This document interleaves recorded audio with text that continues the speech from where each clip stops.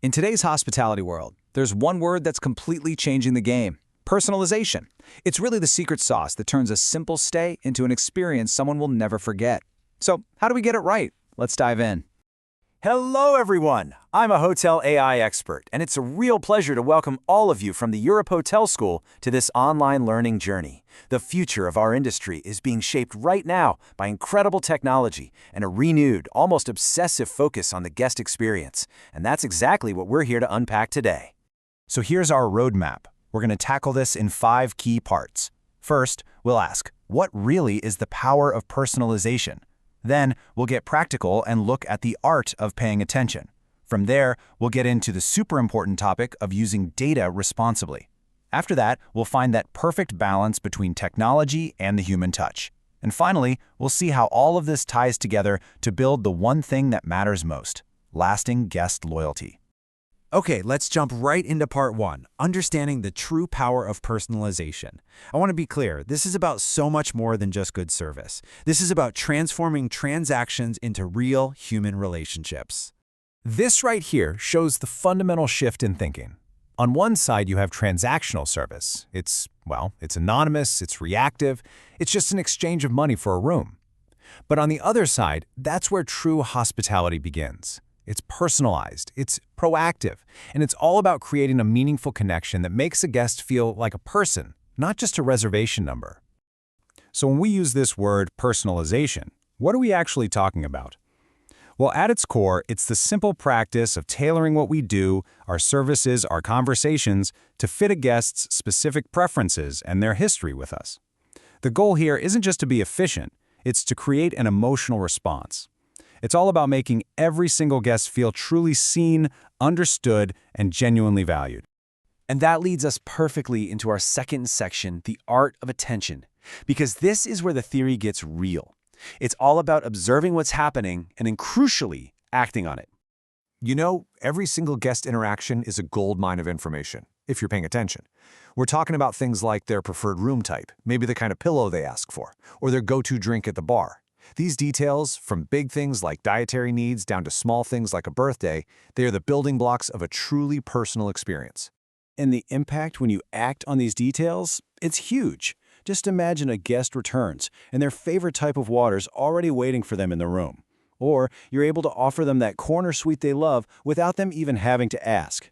These little gestures, they send such a powerful message. It says, "We remember you, and you matter to us."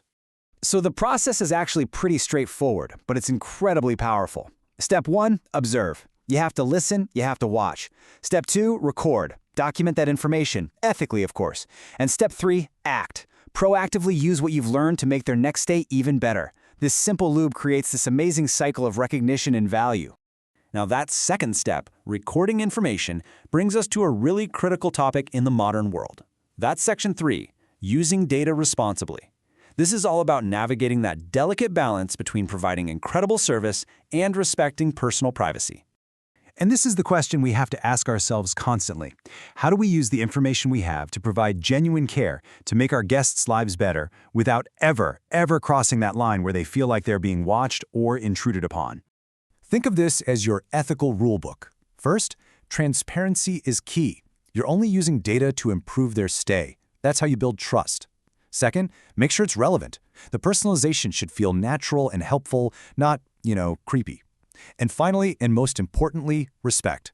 The goal is to be attentive, not to conduct surveillance. A guest should never feel monitored. This conversation about data leads us perfectly into our 4th section, technology and the human touch. Because let's be honest, all the data in the world is useless without that essential human element to bring it to life.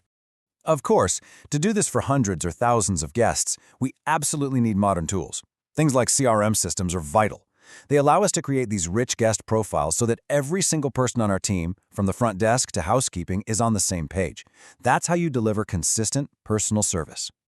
But it is so important to remember that technology is only half the story. As you can see here, real personalization stands on 2 pillars, and they have to be equal. Technology gives us the data and the efficiency, but the human touch provides the warmth, the empathy, and the good judgment to use that data in the right way. One is pretty much useless without the other. Look at it this way. Technology is an incredible support tool. It can tell you it's a guest's anniversary, sure, but it can't deliver that bottle of champagne with a warm, genuine smile and a heartfelt congratulations. That stuff, discretion, warmth, situational awareness, those are uniquely human skills, and they are absolutely irreplaceable. So, after all this effort, what's the end goal? Why do we do all this?